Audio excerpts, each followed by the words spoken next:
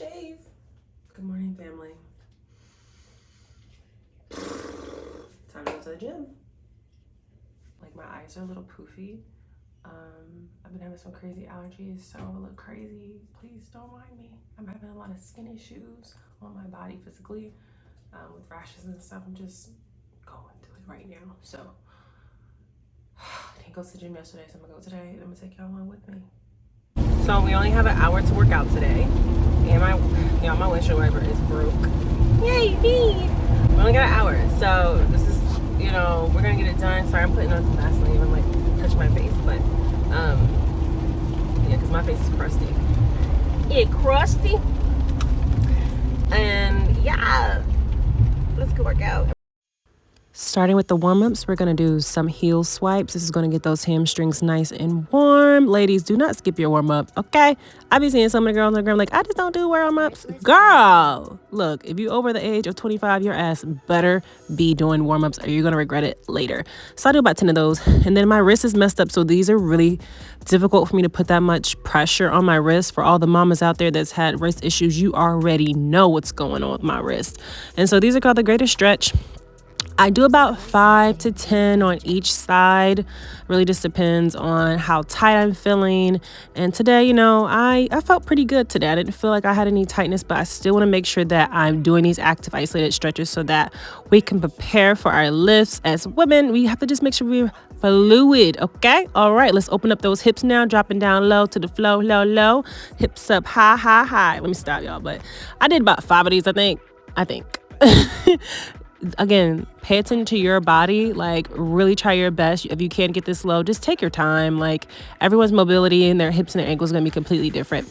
This one is a goodie. I didn't feel like moving around the gym, but this is really great for abductions. So like letting your knees drive in a little bit and then driving your knees out to really basically feel the size of those glutes. So this is like a standing abduction machine. I did about 20 of those, and then I took a little break because that junk burns because I'm using an extra heavy band, and I did 20 more just to really make sure our glutes were fired up. Going into the first exercise here. This is going to be a glute bridge. All right, we're going to have a little bit of tension in the inner thigh by having that ball there. If you don't have a Pilates ball, get yourself a pillow. It works the same exact way. Just making sure you don't have too much of a pelvic tilt. Make sure you tuck that pelvis under as you're coming up, really squeezing that lower glutes, driving through those heels, and having tension on the ball in between your knees. I did about 15 reps here. 15 to 20 reps is what you can look forward to doing throughout this workout. Around 3 sets is what we're going to be doing for everything, because again, we only have 1 hour to do this workout. This is going to be the second move in the tricep that we're going to be doing. We're going to be squeezing the ball 15 times. Don't go too fast. Get a nice squeeze. Make sure those hips stay up. Make sure you keep that tilt there, making sure you tuck that pelvis right under. And it burns, y'all. It really, really burns. You're going to really love that one. It's going to really work on that inner deep core. This is the third exercise here that you're going to be doing in the triceps. You're going to be doing all 3 of these exercises back to back to back. Minimal rest, maybe 30 seconds in between each exercise. This is basically like an assisted hip dip here, really working on that side oblique and that inner core with the ball still being in between our legs. We want to really make sure we're working that deep inner core, that pelvic floor. That ball is what's going to help us do that. Okay, and I did about 12 reps on each side. I'm going to have the rep count in the description box below, and these are considered the plank hip dips, but we're going to have that pillow there if you don't have access to a ball at the house. And I promise these exercises, like once you be consistent with them, you're going to start to really see results. I promise y'all, like these really help my core after my baby.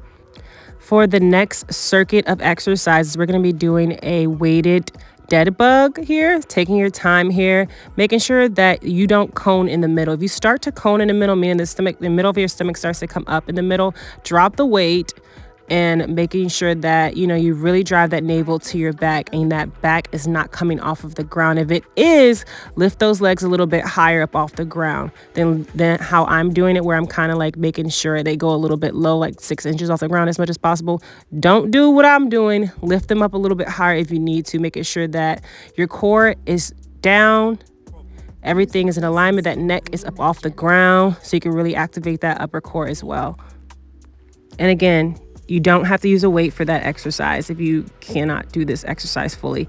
Again, bring it back out that pillow, girl. Bring it out, bring it out. Again, we're making sure that we're not coning in the middle. Some of these exercises can be very challenging. So as you can see here, I'm barely tapping the floor. Sometimes I could tap it, but for the most part, I'm just hovering over it lightly and squeezing that ball to really activate that inner core. Y'all, this ball / pillow, your best friend. And now for the fun part, we're going to bring in some dumbbells here, okay? So grab you some dumbbells. If you don't have dumbbells, again, you could do this without the weights if you're just getting back started, okay?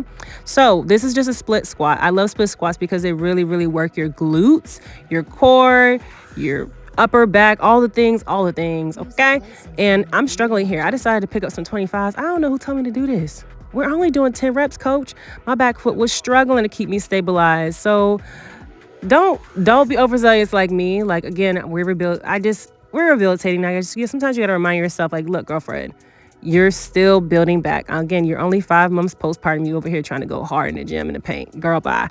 But I still finish both sides. Like, if you're going to go hard in the paint like me, go ahead and finish both sides, even if you got to take a bunch of breaks. Like, I took so many breaks. I'm letting y'all watch this live because I really wanted you to get the real deal. Like I'm not cutting out the BS. Like, you can see I'm really struggling to keep my feet planted. Normally, I would have taken my shoes off, but the floor, for some reason, inside of the gym was kind of misty, I guess you would say. Like, it just felt really humid in there, and I just didn't want my socks to get wet just in case. I don't know, y'all. I don't know. But this workout, this right here, I was dripping in sweat when I was done. Dripping in sweat. See, look, I barely have to catch my breath. Like, it was real. Like, oh, girl.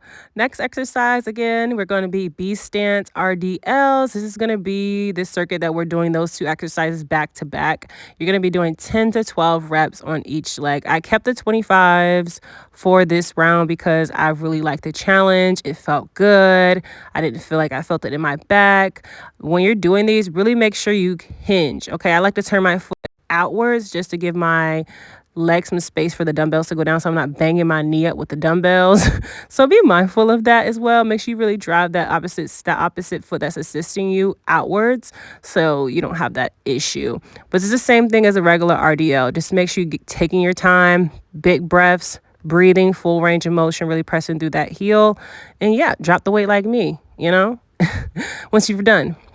And just a little bit of clips from me going down the weight for my split squat because I had to just humble myself. Humble yourself, girl. Go down the weights. And I did 20s, but I kept the weight the same for the B-Stance. And this is me 35 minutes into the workout. Your girl dripping in sweat. You're going to be dripping in sweat, okay? All right. So for the final circuit, the third circuit, we're going to do some froggers, okay? Some froggies. You're going to feel this in your lower glutes, right under that butte in the hamstring connector, okay? You're going to drive through those heels, okay? I know I said okay like 3 times. That's probably annoying. But anyways, I just use a 25 dumbbell. You can, you don't have to use any weights for this. Really making sure you tuck your pelvis under, though, is going to be very key and essential to this so you can really feel it in your glutes, okay? I truly find myself being a character some days.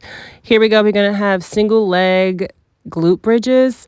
I was struggling a little bit with my sneakers on. Like I mentioned earlier, it's just easier for me to really connect with my glutes and my shoes off and my socks off. So I end up taking my shoes off. If you're at home, go barefoot. You're really going to be able to connect to those glutes when you're able to feel your heels and your toes, especially that big toe. Here I'm just driving up. This is going to really work that glute. I did 15 on each side, and you're going to really feel it in your hamstrings, your core. I promise, girl, like this is the burnout right here. This is the burnout, y'all. We are almost finished with the workout, and you're going to love yourself for completing a workout to start your week off great. And if you're watching this in the middle of the week, look, at least you got your workout in, that one workout that means something for yourself. Yo, do y'all see the sweat? I'm about to do some breath work because this is the last thing you have to do if you're trying to rehabilitate your core, especially if you are a postpartum mom or maybe you've had a surgery in your lower abdominal area. This is for you. And then if you just feel like your core, that food just won't go away, do this. This is how you reconnect. You could do this in the beginning of the workout or after, but I'm doing it at the end, so let's get it. Also, this isn't something that I just started doing. I was doing this during my bikini prep too. It works wonders. And for the final exercise, which is probably the most important thing that you should be doing if you're rehabilitating your core, is breath work. Really reconnecting back to the core, taking your time here. I like to take a big breath in for like 4 seconds and breathe out for about 7, and then try to hold for 8, an 8 count. So 4, 7, 8 count breath type of situation here. They also call these vacuums as well. I was doing this when I was bodybuilding, but I sped it up a little bit here just so y'all not here forever. But I do about 8 to 10 breaths. I really try to hold as long as I can, really making sure I tilt that pelvis under so my back is flat on the mat. That is key here. And this is how you reconnect back to your core and heal. Do not skip this. And then we're going to finish up with some stretches, y'all. I know I said the workout was going to be 1 hour. And honestly, by the time I left, it said 60 minutes on my watch. I wish I would have showed y'all, but I didn't. Maybe I have a picture. No, I don't. So yes, making sure that you're stretching is very, very important when you're rehabilitating your core. This stretch right here is amazing for those of you that have a C-section like me. It stretches out that area down. This as well. To the side, just stretching out to the side there, just really stretching is going to really help mobilize that scar tissue and that scar area. Maybe I'll make a video for you all showing you how I rehabilitate my scar area, just the fascia itself, to make sure that I don't have any adhesions that is building up internally. Because even though you heal on the outside, you're still healing on the inside. So maybe I'll make a video for that. But we are officially done. Your girl, she's tired. She got to run home to her baby. And one time for the one time, because your girl looking good. Okay, 5 months postpartum. Girl. Someone left this in my car. I thought it was so cute. Left this outside my car. Jeep life. I just love the afterglow that you get from like the gym. Okay, like you just feel your freaking best. You look a little glowy. Like my skin looks like trash right now. But, well, my eyes look like trash still. But, that's all right. That's okay. What time is it? Is it 12? Oh my gosh, I need to get home. But yeah, I hope y'all enjoyed this video. If y'all want to see more of my workouts like this, let me know. I didn't do any of the big lifts. I wanted this workout to just be for those of you ladies that could need some core rehabilitation. You want to work on your glutes and you want to do it from home, but you do this workout at the house, so get it done. Everything's going to be in the caption below in case you just couldn't keep up with the reps and sets and all the things.